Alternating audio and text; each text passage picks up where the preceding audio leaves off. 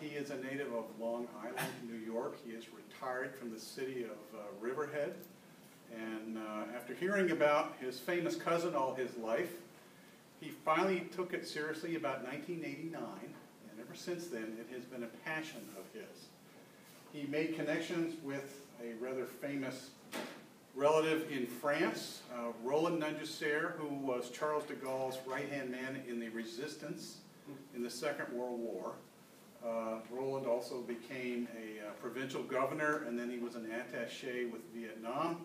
So he was a well-known commodity to the French people and French government, and he has been able to, he's been gone now for about 4 years, but when William made contact with Roland, Roland was able to open doors all over the research facilities of the government of France.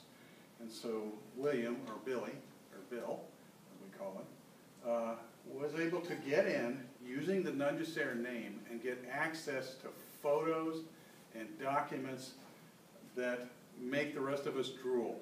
So it's his life's passion right now to research his cousin. He has the largest photo collection on his cousin, and today he'll be presenting some excerpts from his photo collection about his cousin's life during the First World War. So with that, this is going to be quite a treat. You'll see photos that have never been published and may never will be. So with that.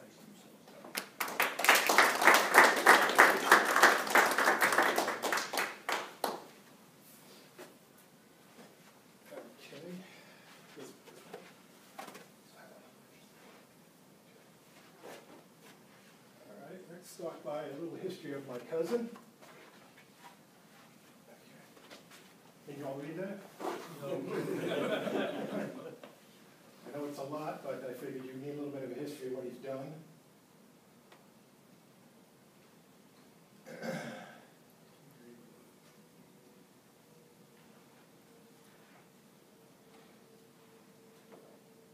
Let me all know when you're done. You can go to the next page real quick. Okay. Good?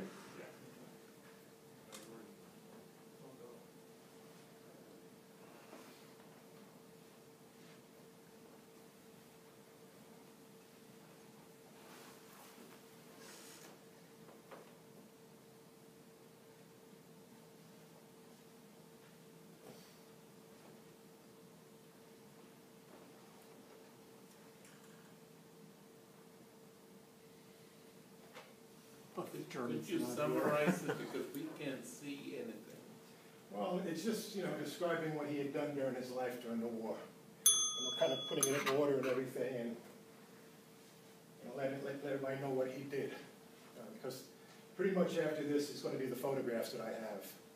Like, a famous Chinese man once said, every picture tells a story. So I'll tell a little bit about the photograph, but I'll let the photos speak for themselves. Good, move on? No.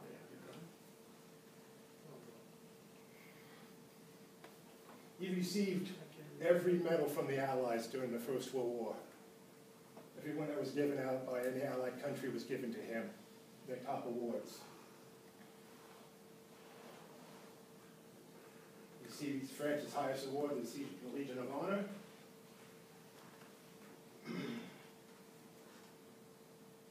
Move on. He was shot down 17 times, had 17 injuries. Bullet wounds all through his body, held together by anything that they could find to hold him together. As soon as he recovered, he was out back flying again, shooting, trying to save France, more or less. I also have 2 researches that I do. I'm also looking for the remains of his aircraft. I'm a member of 4 or 5 different organizations that we go out and we search and try to find where his final resting place is. Recently, we've come up with, great information from the archives in the United States telling us that the plane did make it as far as North America. We have sightings of the plane flying over Newfoundland, Harbor Grace, where there's 12 people that said they actually witnessed the aircraft fly over the town. He's also found documents in France and United States that says the plane was in trouble and he knew that he was in trouble, and he decided, instead of trying to fly to New York to end his flight, he was going to land his plane in a little island called St. Pierre-Miquelon off the coast of Newfoundland. And we also found out that we found documents that had been declassified recently that shows that our government and the French government knew this, and they covered it up. So in 1927, Charles Lindbergh was credited with flying the Atlantic, but by all rights, my cousin made it over here first. Everybody knows that any flight that is a successful flight that is one that lands.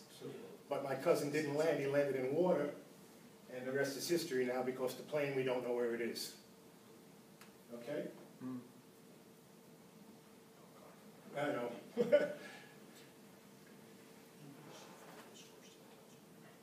In 1989, I had the pleasure of going to visit my uncle before he had passed away, and he had said to me, "Do you know the history behind your cousin Charles Eugene Jules Marie Nungesser?"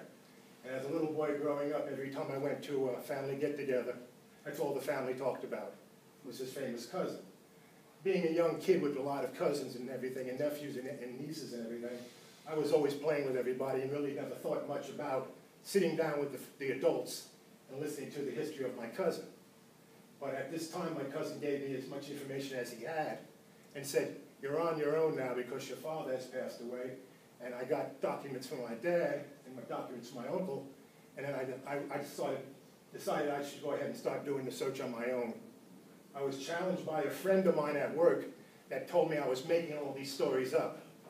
And he said to me one day, he said, "Look, we're going to go to the library, and I bet you lunch that you're lying." And I said, "Okay." So we went to the library.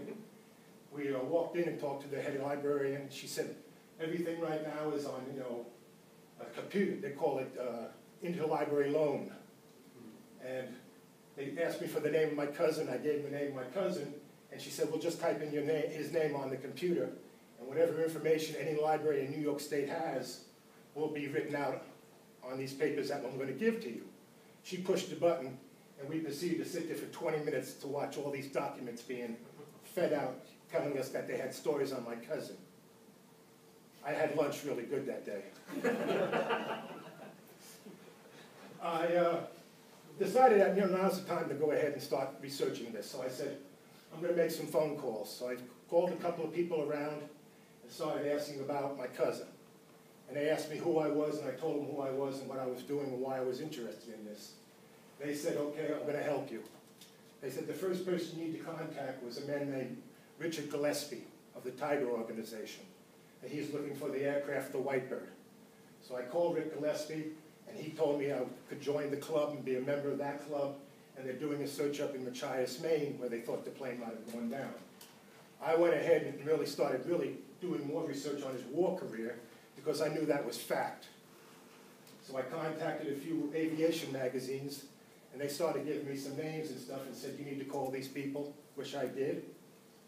And also, I was now a member of the Tiger Organization, so I was invited to go on a search in 1991 at Machias, Maine, which I also found out that my cousin Roland was going to be attending. When he showed up, he was very happy to meet me. He wanted to know all about my life and what I've been doing. And when I told him that my father was also in the Second World War and was part of the Normandy invasion, he became very proud of that. He also invited me to come to France for the 100th anniversary of my cousin's birth because he was born in 1892. Unfortunately, the secretary that was given orders to send me plane tickets didn't do that. So what I did was I said, okay, the following year, in 1993, I told my cousin Roland I was coming to France. He said to me, "When you come here, William, I'm going to show you a good time," which he did. I had dinner at some restaurants, and the only way I would get into the restaurants is if I had a gun. So he also said to me, "Any place that you want to go, I'll make phone calls and I will help you start your research." The first museum I went to was the one at Nungesser Airfield. And on arriving there, I was told to go see a man named Stefan Nicola. I walked into the museum and asked what Stefan Nicola was. I was introduced to him. He didn't know my name at the time. He just was knowing that I was American doing research on the Whitebird and Charles Eugene Jules Marie Nungesser. He kind of pushed me off. He said he was very busy. He got some other things he was going to do. I said to myself, how rude. I walked over to him, I said, "Excusez-moi, my name is William Nungesser." "Ah, Monsieur Nungesser, I was told that you were going to be here. I can help you. What do you need?" I said, "Anything that you have on my cousin, I would like to see." That started my journey. Maybe 15 minutes later, I'm sitting at the desk and I hear the squeaking of the cart coming down the hallway with these 2 huge photo albums in there. And then he proceeded to walk over to me and ask me if I had a camera. I said, yes, I did. I had a 35mm camera. He said, "Did you bring some film with you?" I said, "Yes, I do. I have 6 rolls of T-Max 100. A very slow black and white film, perfect for taking copies of photographs." He asked me, "How long are you going to be here?" I said, 2 weeks. He said, "Not long enough." He said, "Come with me." I walked in the back room into the photo lab, where he proceeded to take my camera, set it up on a copy stand, and said, "We'll see you later." I had these 2 beautiful photographs. Let's start with this one. Looks like a killer. The eyes of a killer, steel blue eyes. Oops, sorry. How do you back it up? Just keep going. No, you gotta wing it, huh? All right. As Charles, as a young boy growing up.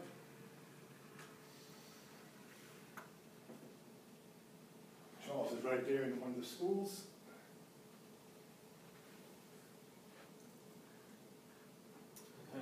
Yes, he found out what a weapon was.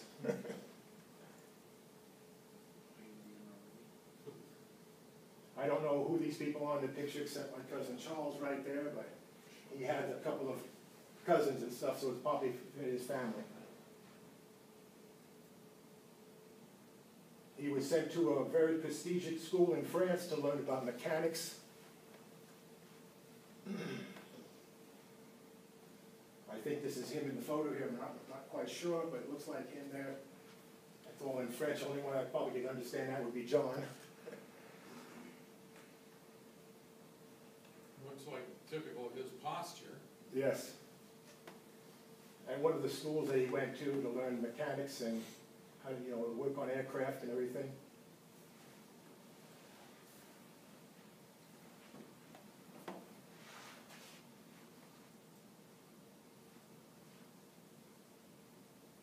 One of the famous shots of him in his car that was given to him after he saved the officers and everything from the battle that he was in that you read on the previous pages there.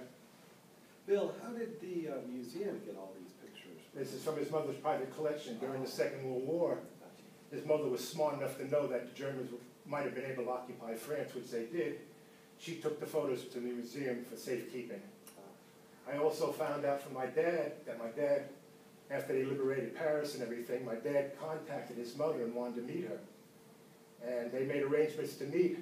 And when my father came to the place where they were supposed to meet at the restaurant, he was told that she was hit by a motorcycle and died. So my father never got a chance to meet her and talk to her, which I would love to have. The Voisin bomber that he was assigned to, VB-106, did over 50 missions, sorties into Germany. A lot of the times he was the only plane that would make it into Germany because of bad weather and other things that happened to the other pilots that were supposed to follow him. Here's a perfect example of what John was talking about with the mounting for the machine gun.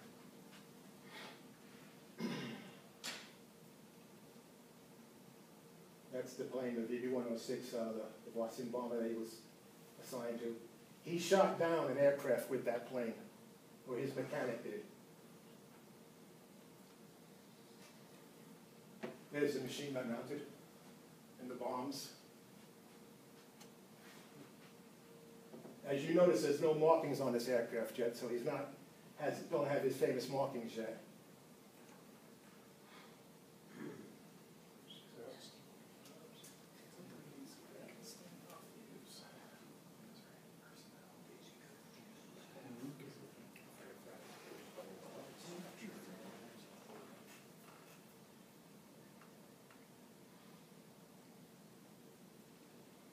A trophy from the war, the whole wing.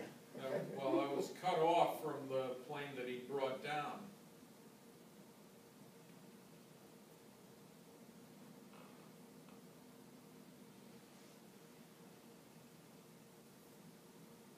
Getting into his flying suit.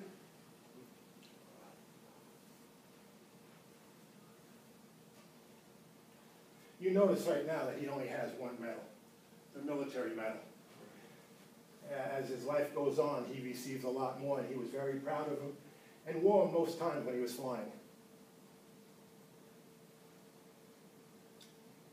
You're looking at a bomb that they, have there. It's right there in the background is the bomb. A better picture of it there. This is his mechanic, Eugène. You also see the mount for the machine gun.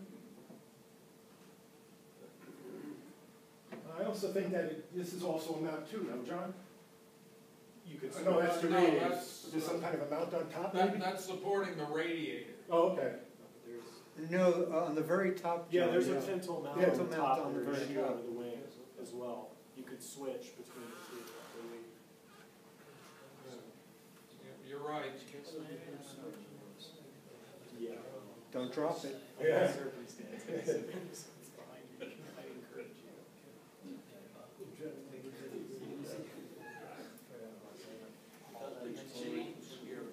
I find this very interesting here is that it looks like it's clear plastic like this. Yeah, Yes, that's for citing the, for the, For the bombardier, right? for the bombardier roll. Caudron has a clear area too for that purpose.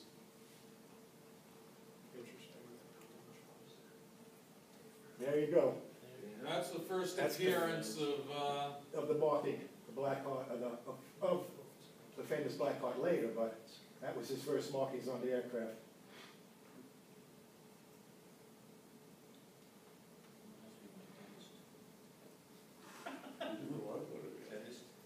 He's got a black cat on the side as well. You could see it just for a second there. Sorry, a little slower there.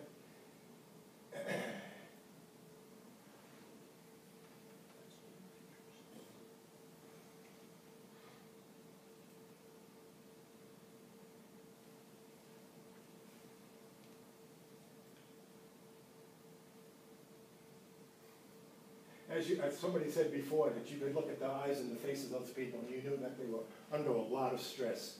It almost looks like my cousin falling asleep in that picture.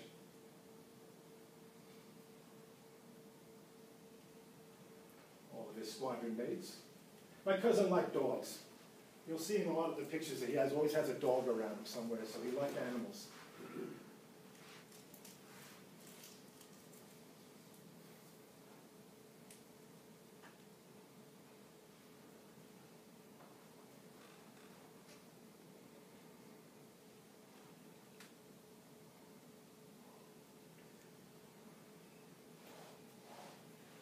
Yeah.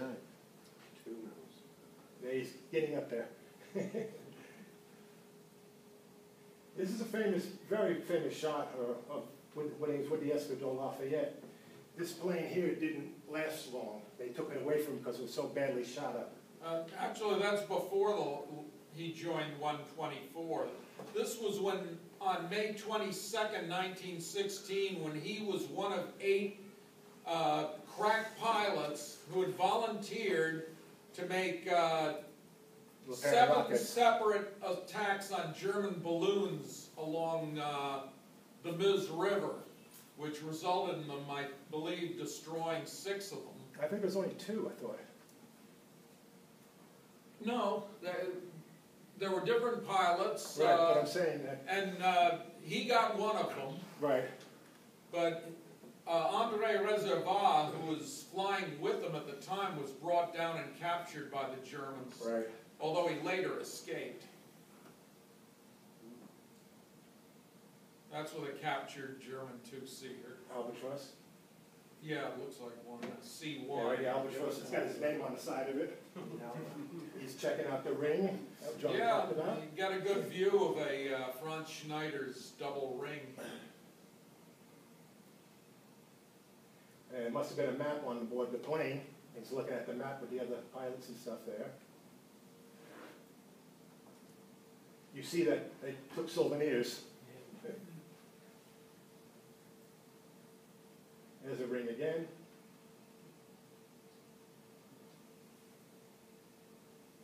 Great picture of it there. Seeing how it was like for the guy, the gunner he had attacked.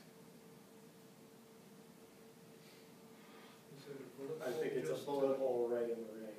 Yeah. Maybe a shot a little clearer.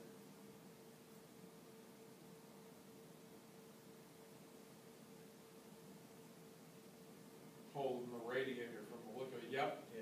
Right, yeah, up in the corner of it there.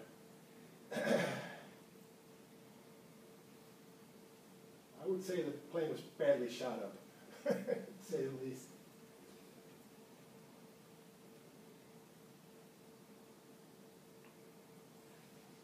This plane was also put on display in Nancy. And there's another picture of the plane in Nancy.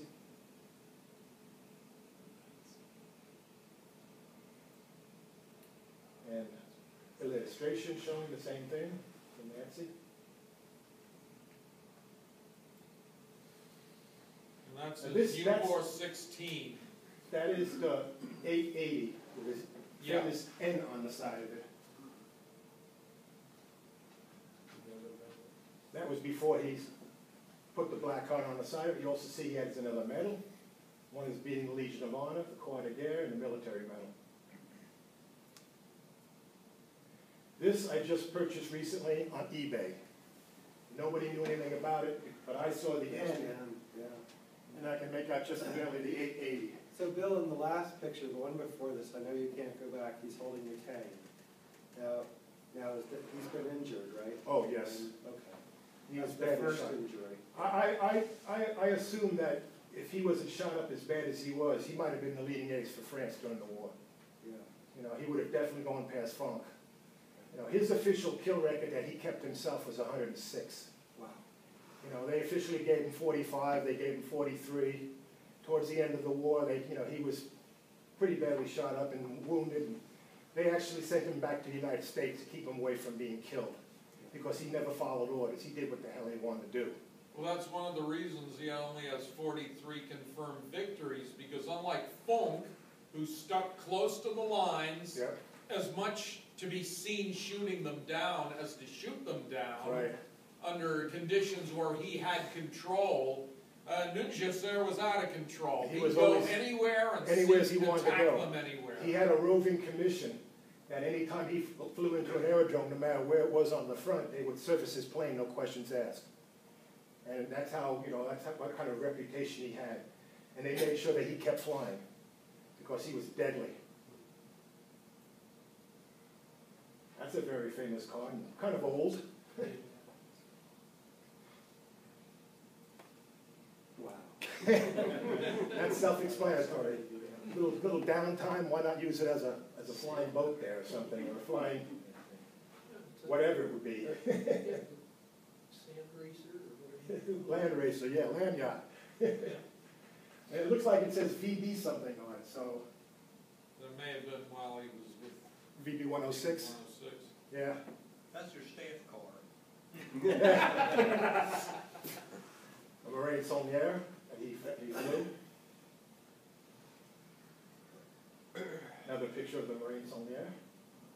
No, that's an AC with a synchronized Vickers, a monoplane that didn't end up being accepted for large-scale production, but a few of them were doled out to various Escadrille pilots, right. trying out. In fact, one of them went to 124.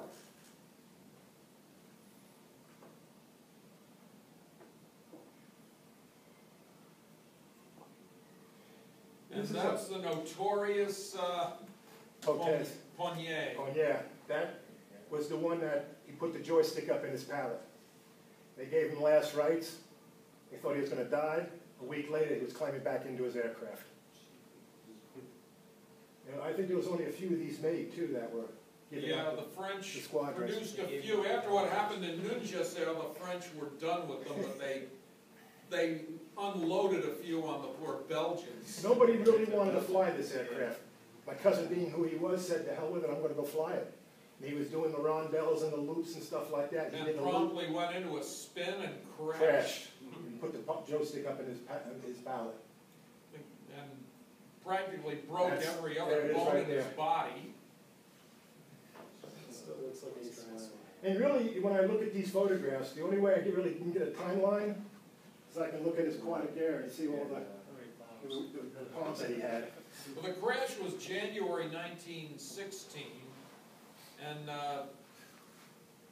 this was after he had already proven them wrong about he should have died within 3 days, and I think it was 3 weeks later that he came hobbling along on 2 crutches and Climbing his promptly plane. asked for a plane. That's right after, you can see that they have more wired shut. They don't look good at all. And yet he wanted to be operated on without anesthetic Anesthesia. just to see if he could take it. Oh, yeah. I know where I get my craziness from, I guess.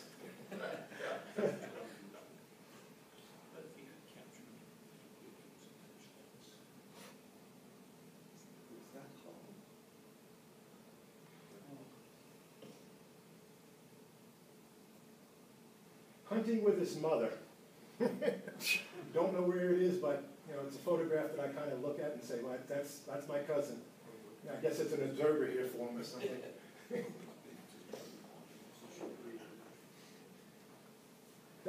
John, who is that as the? I'm not sure, it may be Eugène, Oh, okay. one of the members of N65, the commander, I believe. Right. Every pilot does this in their lifetime, showing how he gets above something. Actually, he's shooting his watch.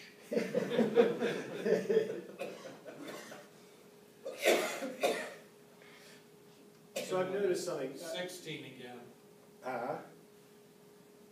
1960s ways. I Oh. noticed something that it looks like he continued to wear his dragoon kepi. Because didn't the history say he was in the 2nd Dragoons? Oh, at the beginning of the war? Yes. I've just noticed the kepi is not in keeping with the rest of his uniform. Right, and also, And I believe it does have a 2 on it. So also the jacket, and you see the jeans, the pants that he's wearing that had red stripes down the side from the Hussar Regiment. He wore that a lot. And talking to Charlie last night, he said that the blue jacket was the Hussar Regiment that was given out to, the captains or something, the It was officers? non-commissioned officers and above. Right. And the stripe on the pants would have been orange if it was air service. So Yeah. he continued to wear his prior regiment's striping.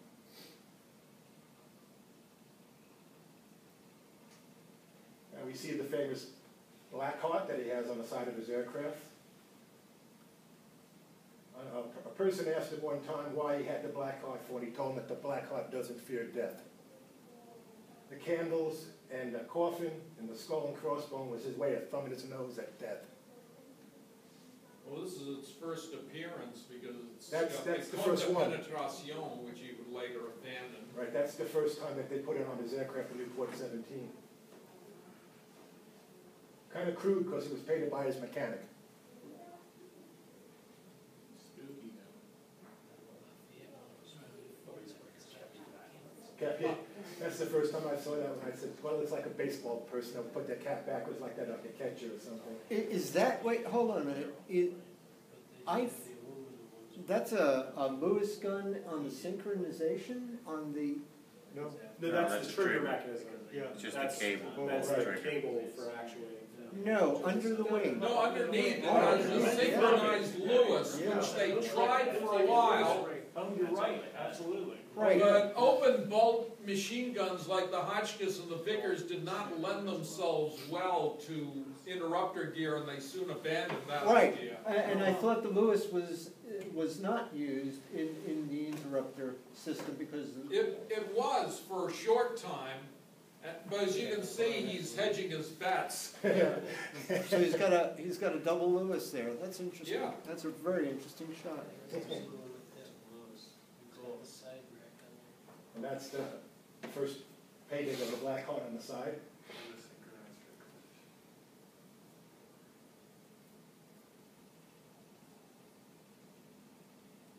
That looks like that one's got a Vickers. Mhm. Yep. And the last shot did It's too. one of his later ones. He was, I classify him as the unofficial test pilot for Newport. You know, talking to the people in France, they told me that anytime he brought an aircraft back to get another aircraft, they would go over that aircraft with a fine-tooth comb, because him and his mechanic were always making adjustments on the aircraft, trying to improve it.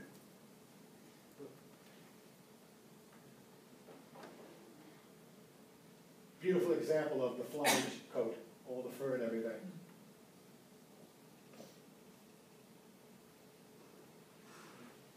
How do I get all these into my gun?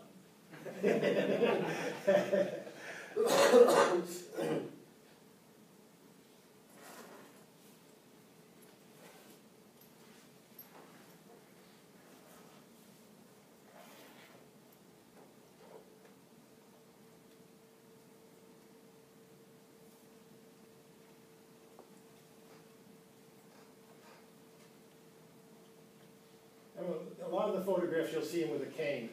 It must have been very painful for him to walk. You know, he kept a lot of the bullets in himself because he said, I don't want to go through an operation, just leave him alone. You know, he busted up his knees, he busted up his legs, he busted a lot of bones in his body. And like John said, a lot of times he wouldn't use anesthesia, he would just go ahead and get the operation done. A lot of times when he would go back to the dentist, he would do the same thing. Just say, fix me and let me get the hell out of here, I gotta go back to work. This is that famous day that John was talking about when they all were sent out with the LeParent rockets.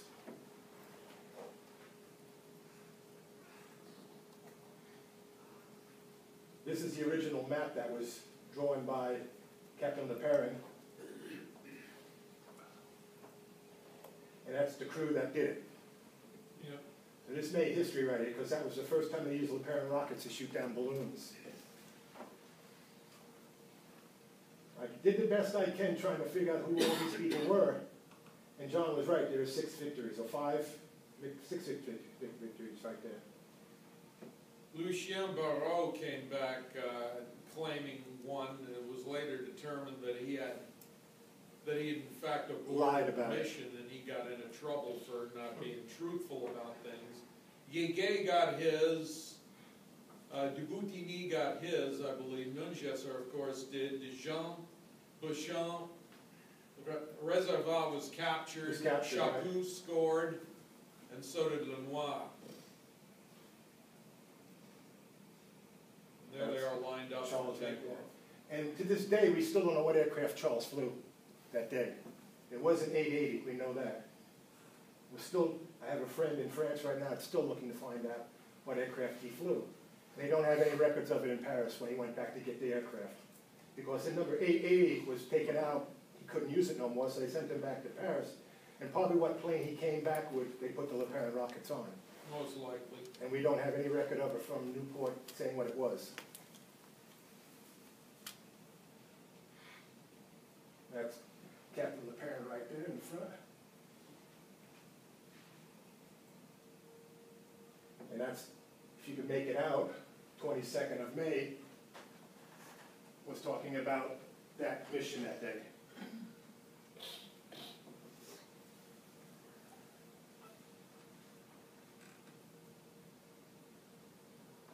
I have a friend in France named Bernard Kiley, and he's been helping me do a lot of my research, and I wrote to him about that mission that day, and he sent this back to me telling me what he knew about it.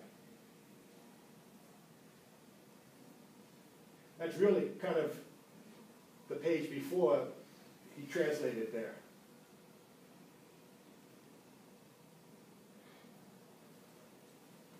And on the bottom it tells all the people that were involved in it.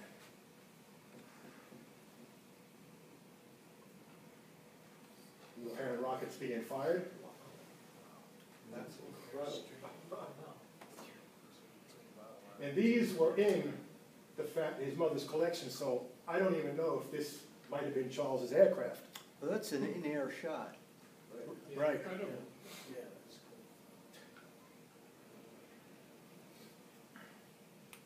Little target practice.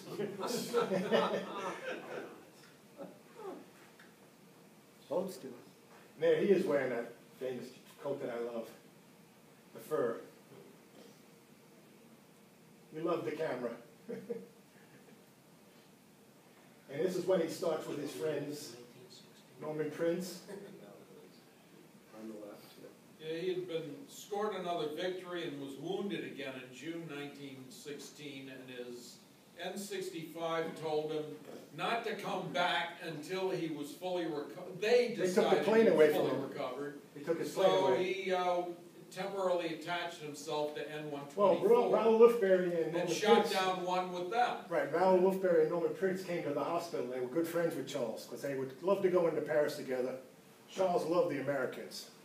So they said, please, Charles, come back to N-65 with, N-124 with us and be like an instructor.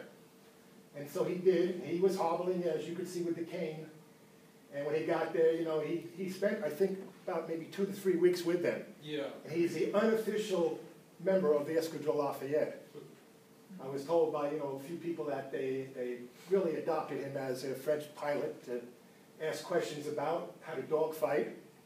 And they said to Charles, why don't you go ahead and, go dogfight with us? And Charles was like, I don't have an airplane. So they said, well, that's no problem.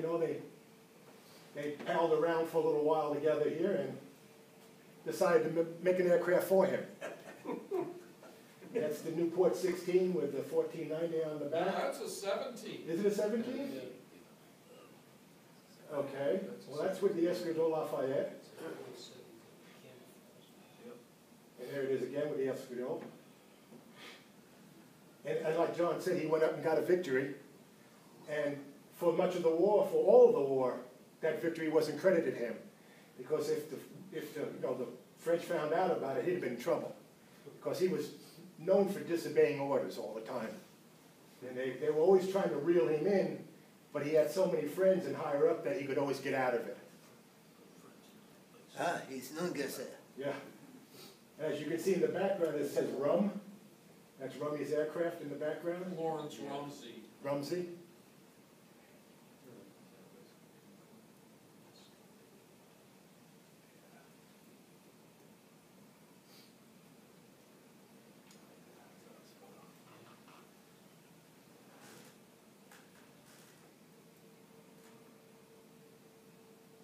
Notice he's even got it on his shirt. Black on the shirt.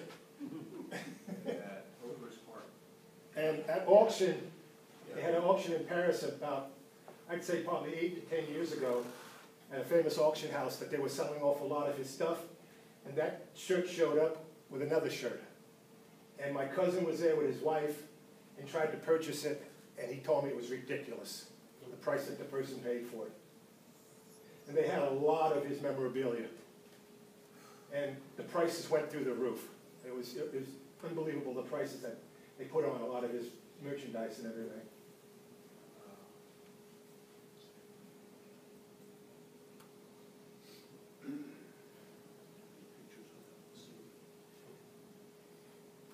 I don't know if this is holes in the plane or just bad photograph or what. Judging by that wing, it looks like some of them. Yeah, that's been shot up. That's been shot up. Well, that's the new one that he got for the Escadrille Lafayette, so. There it is with the hat backwards again.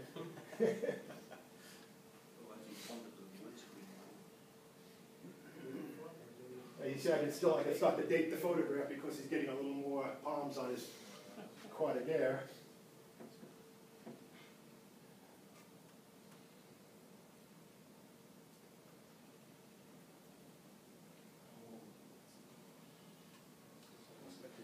The famous eagle that a lot of the pilots wore. 1892.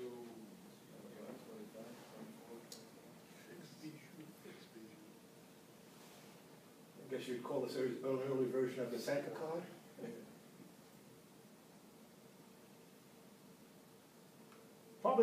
most photographed pilots during the First World War. Most of these photos are probably from people that were at the aerodrome when he flew in. They would take a picture of him. If he was at the aerodrome the next day, they would come back, give him the photo. He would take it back to Paris and give it to his mother. She'd add it to the collection. He liked racing cars, as you can see. Must be buzzing around the streets of Paris or something like that with that car. That's quite the horn. That's quite the car. Any idea what make that is? No idea.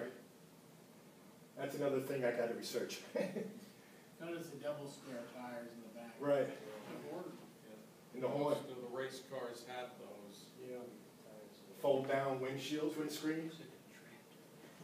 I see pictures of cars that appeared with as many as 4 spares on them. What kind of machine gun is that? I'm not quite That's a sure. Lewis. It's a Lewis? That's a Okay. Lewis. Without the cowling on it. Yeah, without the air jacket around it.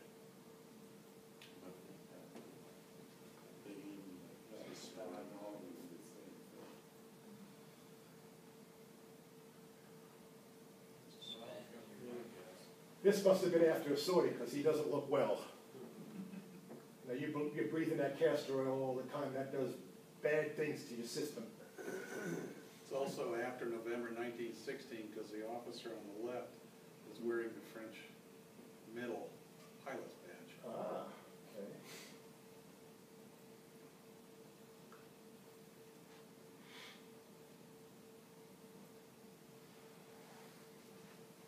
Very strange helmet. As you see, he always wore those pants. They must have looked like hell at the end of the war. And there's the famous Newport 17 with the 1895 that he adopted and kept for much of the war. We still don't know the meaning behind that because everybody said, well, maybe that was the year he was born, but he was born 1892, so it must have been just a good luck charm that he kept. Almost all of his aircraft had that number on it, eventually. He's also added the bands to keep it from being mistaken Right. for a German. Which happened one time because he was attacked by an English pilot, Yeah. mistaking him for a German aircraft with the Black Hawk, didn't see the rondelles, and Charles actually had to shoot him down. And you see there's a different number on the rudder in the back. See the number, Charlie? That's the number that I gave, the picture I gave you the other day. Another pretty famous photograph of him by his Black Hawk, which pretty much was standard by then and got a lot better in painting. The original Black Hawk now is on display at Le Bourget Airfield in the museum, along with the serial number on the back and some streamers that were put onto the struts. And I have a piece of the streamer, which I'm very proud to have.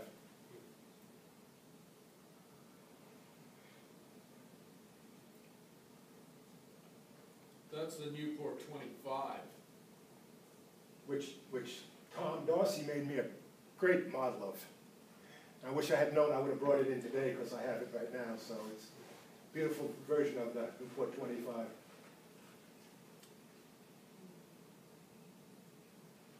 That's another 25, right? No, that's a 24? 23 bis. 23 bis. Also, it's got a different motor in it. That might be the Clerget. Yeah. And he actually went to Newport and told me, give me a faster motor. And that's what they did. They gave him a faster motor. And he had no questions asked to do it. They did what he asked for, and Charles did what he had to do. You see there's another There's 25 again. serial number on the back. That probably didn't last long. That's a different tail. Eventually doing 1895 on it. Must have been out testing one day and had to land on the beach. And when you're Charles and Well, Giselle, that point, when he had his roving commission, he was operating out of N65 and operating in the area of Dunkirk. Saint-Paul-sur-Mer. right, so that probably at the beach of Dunkirk then, yeah. And then, when Charles and Giselle lands his plane on the beach, crowds come. And as you see, these are the streamers that were put onto the struts. A lot of the pilots didn't like that. They took, most of the time they took them off, but Charles, you know, didn't care, left them on. There's the plane on the beach still. We're seeing some of the quirks, what was that called, the orthographic film at the time, it tended to make it look like a reverse of blue and red. Orthochromatic, yeah. Yeah, is that orthochromatic? Still on the beach, signing autographs, I'm assuming. You know, this little, I wonder what this little kid's thinking right there, on the end. I want to grow up to be Charles Nungesser. Too bad they haven't invented bikinis yet.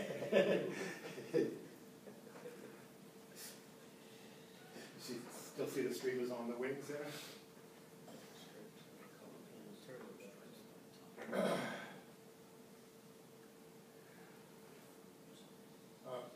Another picture of the plane, but I think it's the same one. I must have stuck in it by accident.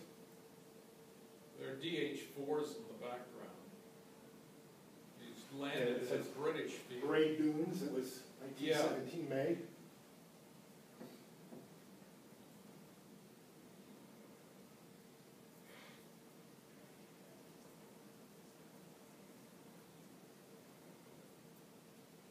You see the stripes on the back, the top of the wing. Got them on the lower wing as well. Right, the lower wing as well, right. Like I said, you know, they mistaken that black heart a lot of times for a German insignia or something, and they just always were shooting at him. So he was one of the first ones to adopt those stripes on the wings. You see also a different version of the black heart.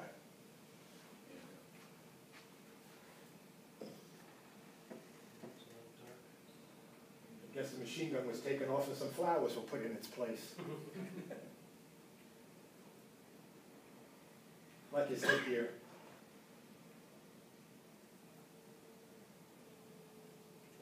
Again. His dog again.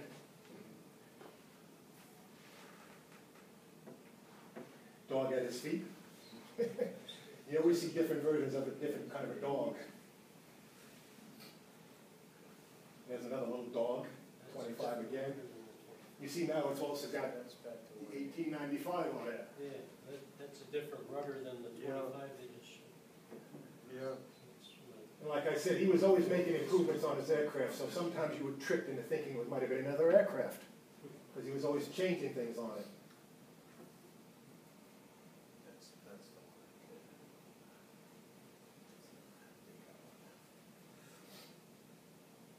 1895 on it now too. What kind of an aircraft is that in the background? Looks like a Voisin 8 or 10. Wow. Look at that one. Night fighter. I mean, a night bomber. Yeah, Right. because you can see the lights below the. These are the lights? No, those are fuel tanks. Fuel tanks. Below the center fuselage. Newport had the color stripes from the fuselage side, or color bands? No, that's- Is that a shadow? Yeah, it's a shadow right here. Something like that? It's just, it's. Looks like it's a shadow from the wing. Okay.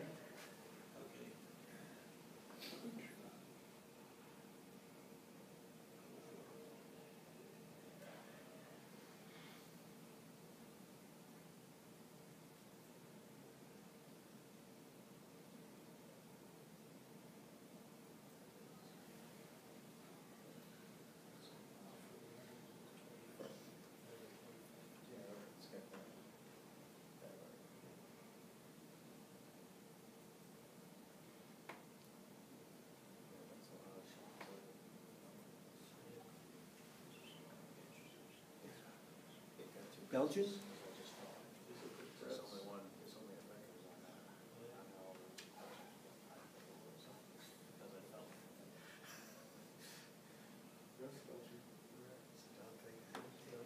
Yeah, Belgium, yeah, it's in Belgium. It's not supposed to be there. Yeah, I know, I don't care. Don't show the sky.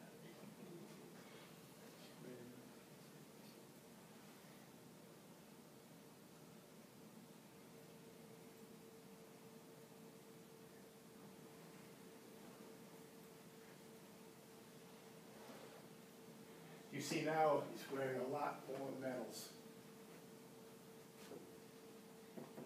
And he wore them all the time when he flew.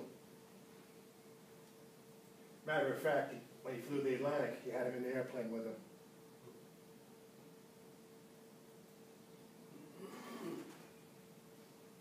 Must have been putting on a show for some famous person.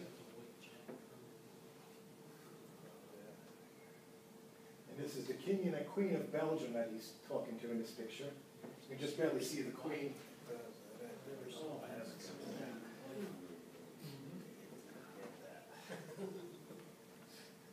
The King.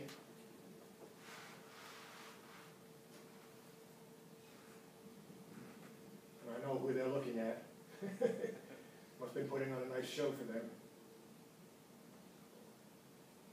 And I'm assuming that this is the escadrille.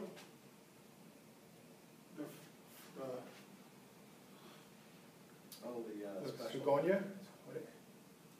The eagle I was just talking about last night, Charlie? Stork? The stork? Stork. Yeah. Guess he liked a good party, huh? You see he's wearing his medals.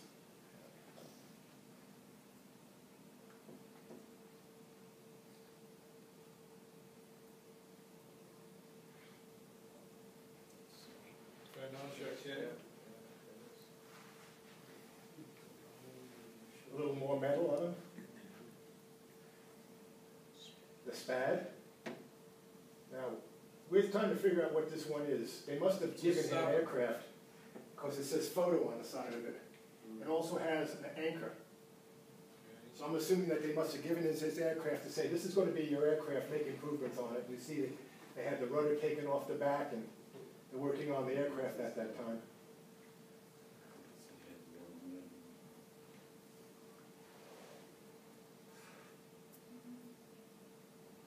It's just mechanics making adjustments on it, getting it ready for him. See the crude version of the stripe on the wings.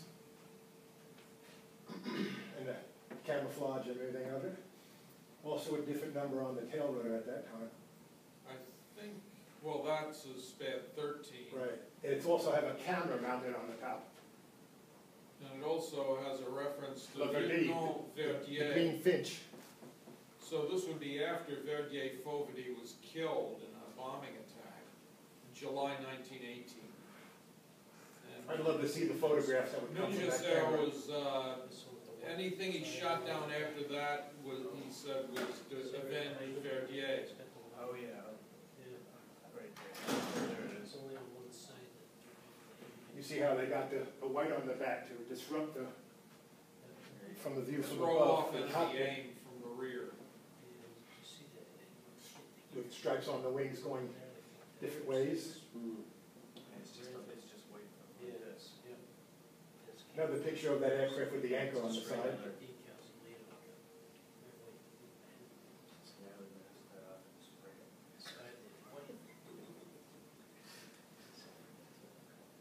Must have been inspecting somebody else's aircraft. Well, that one looks like it's from N-124 after it became French. And that was Verdier's unit at the time. He may have been visiting his friend.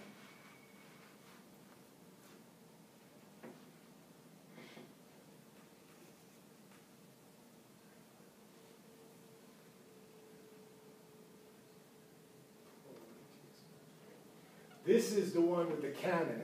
Yeah, that's a Spad 12. Spad 12. And they didn't make a lot of these. They were only given out to the, the prestigious pilots of each squadron that they gave it to. Because they were the only people who could handle it. When it went off, it kind of filled the cockpit with smoke and kind of moved the plane around a little bit, but he tried it out. That Lubbock airfield trying it out. Another picture of that plane. Notice here the skull is looking forward rather than straight at you. Right, it's a different version of the Black Hawk.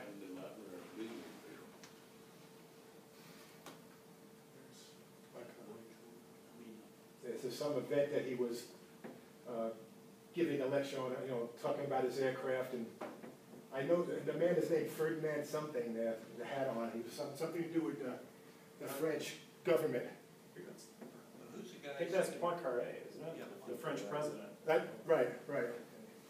You can just barely see Charles in the background here, talking to him. I purchased these photographs on a website called Declamps in France. Nobody even knew about these photos. It was, when I did contact the guy, he told me that he was cleaning out an estate sale and that these photographs were in it. And he has 2 copies of it. The house belonged to some, he was a pilot and also a photographer. And so I got these photographs. It's about 5 of them.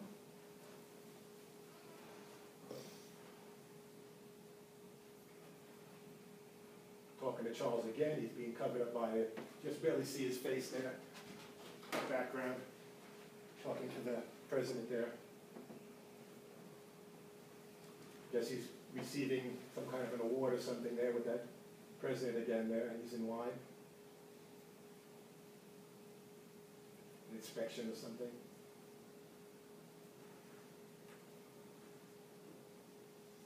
This is that same day. There's his aircraft in the background there.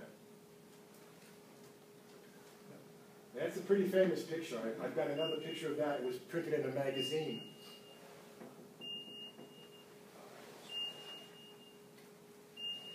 That's the photograph that they used in the magazine.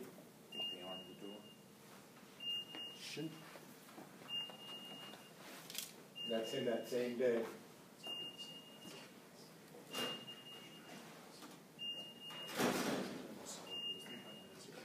I stand corrected, it was Georges Clemenceau who was. Clemenceau, that's yeah, right. that's who right, was in that. right.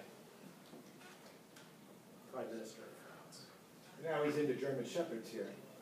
A little more medals on him. As crazy as I am with dogs.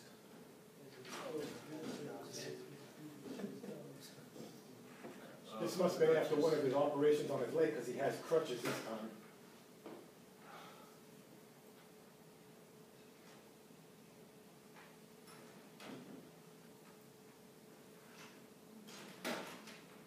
There's a photo on eBay that goes along with these 2 that a man is trying to sell for $285 just for that kind of photo.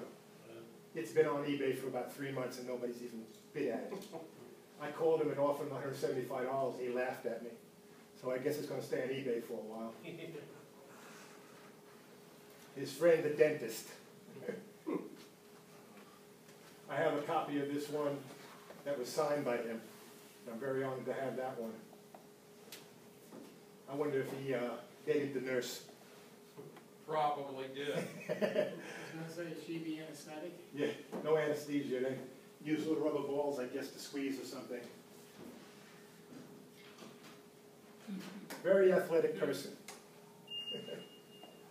You can see the color of his face is a little bit lighter than his body color. After the war was over, he actually swam in a contest that they swam in the River Seine around Paris. He just wanted to show that, you know, able-bodied men, no matter if they were able-bodied or not, they could do whatever they wanted in life. And so he entered into the contest and actually did very well. His father followed him along, and his father and brother followed him along in a rowboat. And every time he felt bad, his father would pull up next to him, and his brother would take a bottle of champagne and let him drink a little champagne.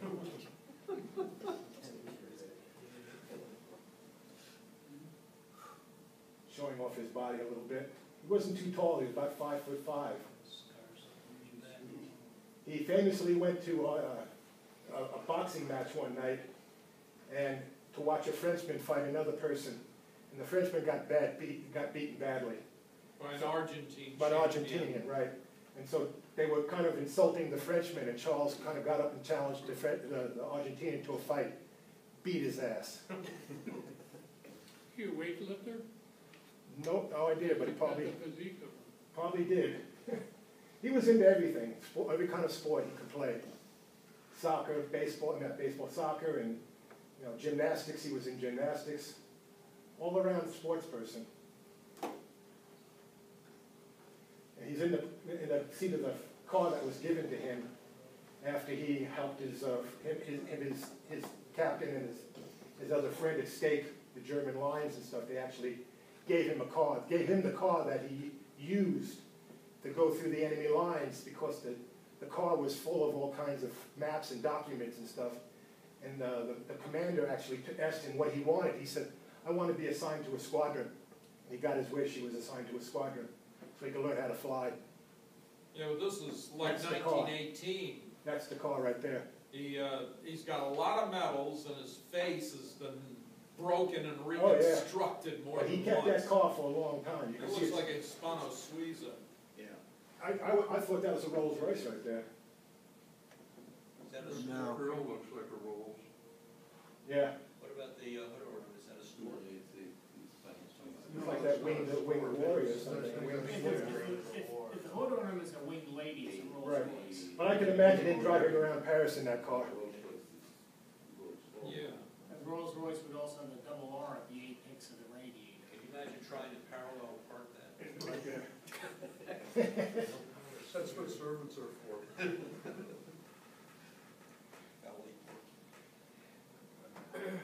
December 12th, 19. I don't think that was the date that that photo was taken, but it was the day he probably signed it. Receiving a medal. He's in the line there. You can see a better shot here. Charlie Waffle found this photo for me. You can see that whoever had the photo must have pointed at it many times, because he actually put little marks there with his fingernail, telling them, oh, that's Charles Nungesser right there in that photograph. It looks like Alfred Erteau on the far right. Right here, right. You see he has a lot of medals too, so it's towards the end of the war that Charles got an award there, receiving the award. From the King of Belgium. Right. There is the unofficial test pilot for Newport, standing in front of the Newport factory. That's with Gabriel Guérin, another ace. And you can see a lot more medals.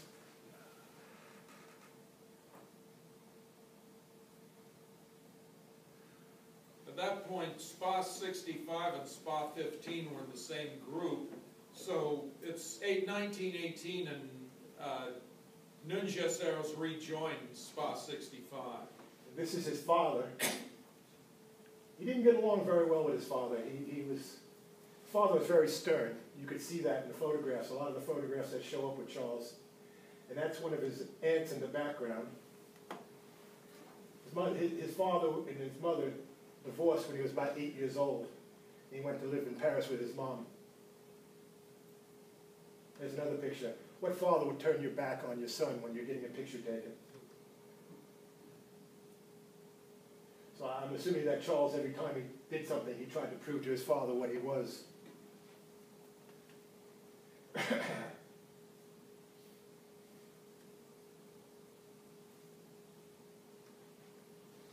Receiving some kind of a medal, but he has the baby blue jacket on now, not the dark blue one he used to always wear. This picture is taken in front of his mom's house. I had the pleasure of going there and standing almost in the same spot. It still just looks like that. It's a raised walkway above the street in Paris. After some sortie, wearing all his medals.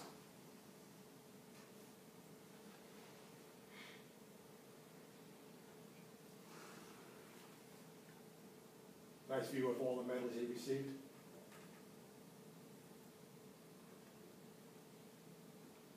Loved his cigars. Every time you see a picture of him, he has a cigar or a cigarette in his hand.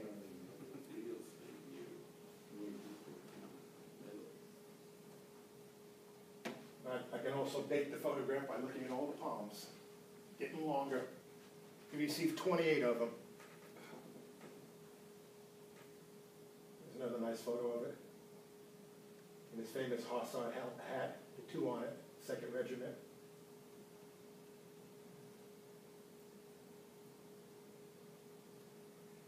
Always with the cane. Must have been very painful to be him. But he wouldn't let on. Yeah, he sure didn't. And it also didn't stop his love life, that's for sure. That's earlier. Do you have any American decoration?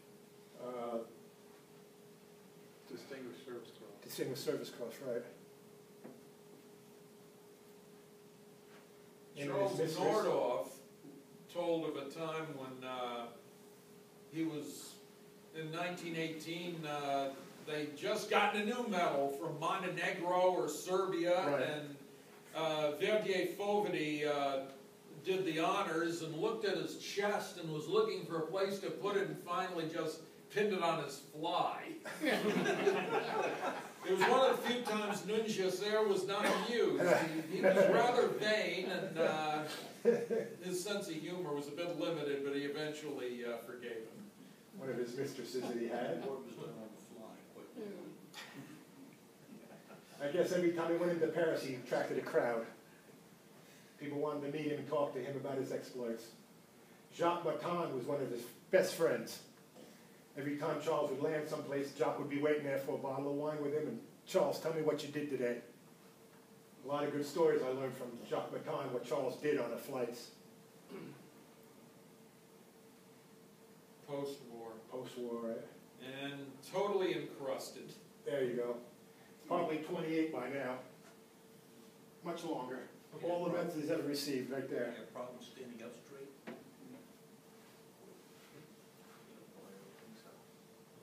But if he had a weakness, it was vanity. He always, he wore those medals as often as he could. Probably wore them to sleep. You see the scar on his chin from that joystick going up into his mouth. Knocked every one of his teeth out, so he didn't have his real teeth. Post-war.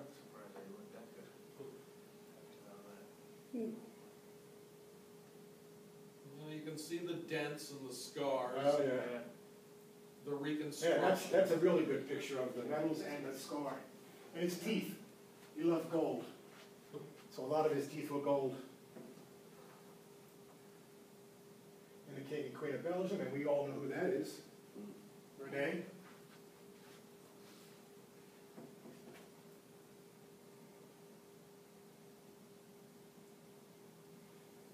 A lot of the famous pilots in the First World War. Guineman not available. No. But Fonk and There's Nungesser his famous jacket that he had, the one that you always see, the dark blue one and stuff, and the capé. That's on display at Le Bourget Airfield in the museum. That's a rendition of his Newport 17 that he flew, and Charles in the background. That's it.